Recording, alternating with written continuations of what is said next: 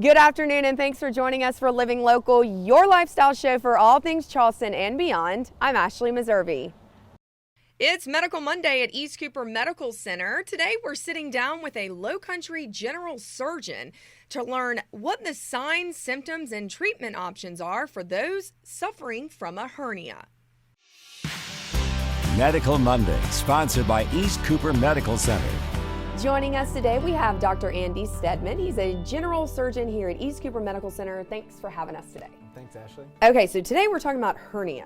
Okay. Hernias, or Sure. all right. So there's a lot of different types, correct? There are. But let's talk about the three types that are typically the most common, right? Sure. So you have umbilical hernias, inguinal hernias, and incisional hernia. They're very common. Umbilical hernia is probably the most common, but obviously you're not going to have an incisional hernia unless you've had surgery before. Okay. But up to 20% of patients that have had surgery can develop an incisional hernia. So how do you get a hernia? Because whenever I think of those, I think of it's like those weight bodybuilders who lift heavy stuff. Is that why you get them? Well, it can be. Okay. So a lot of times it's just from increased intra-abdominal pressure. So anything that increases, so gaining weight, sometimes pregnancy for if you have an increase with a gravid uterus, coughing, large coughing fits, you can actually have a hernia from that. And sometimes you're just born with them.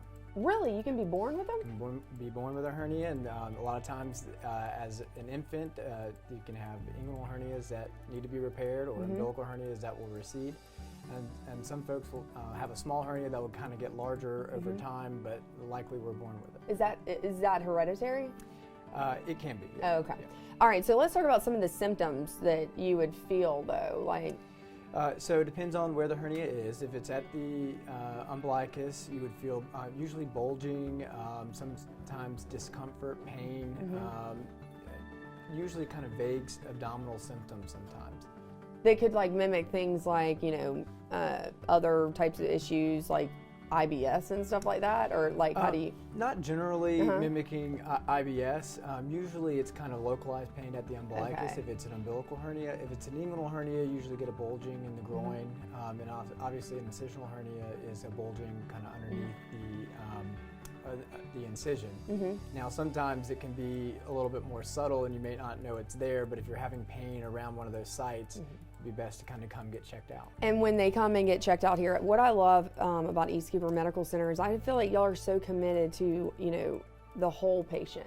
Right. Understand, really the bedside manner, also the commitment to really diagnosing every aspect and spending the time to figure out what's the cause of that pain, right? Right, and we want to get to the root of the problem. We want to fix the problem, and if the hernia is there, we can fix it. We have the tools to fix that, like robotic tools, laparoscopic tools. But if it's not a hernia, we're going to try to find what the problem is, and we have the resources to do that. And speaking of robotic surgery, I love talking about that with East Cooper. I think it's so cool how much the technology has evolved, right? Yeah, the technology is really neat. It's in top of the line. We have kind of the newest robot there is out there.